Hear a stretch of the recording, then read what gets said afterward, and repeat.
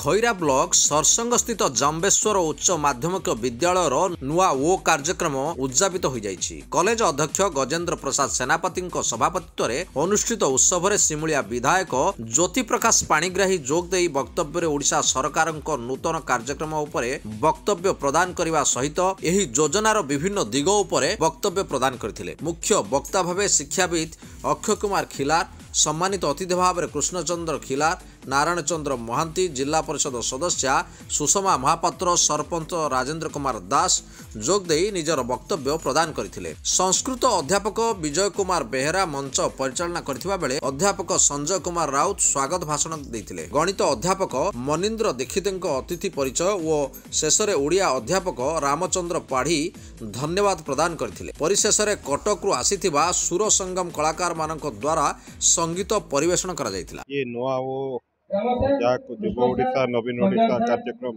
कहुचे प्रत्येक कॉलेज रे अनुष्ठित होइतिला।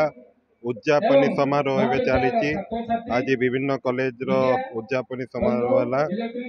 कमला Arjun college, Khaira college एवं एवं दर्शन जूनियर कॉलेज रे होइछि। ये युवक मानक छात्र छात्री मानकर एक उत्साह सृष्टि होइछि, जहाँ क्रीड़ा एवं सांस्कृतिक कार्यक्रम एवं सामाजिक कार्यक्रम सहित मेंटल डेवलपमेंट सहित फिजिकल डेवलपमेंट हम जहाँ शिक्षा क्षेत्र में बहुत सहायक हम। ये माननीय मुख्यमंत्री नवीन पट्टनायक जो कार्यक्रम करचंती मोर जेतिक तथ्य अच्छी ये आगामी दिन में ये जारी रहिबो। सिमुलियारू आनंद कुमार बेहेरा रिपोर्ट कामयाब टीवी।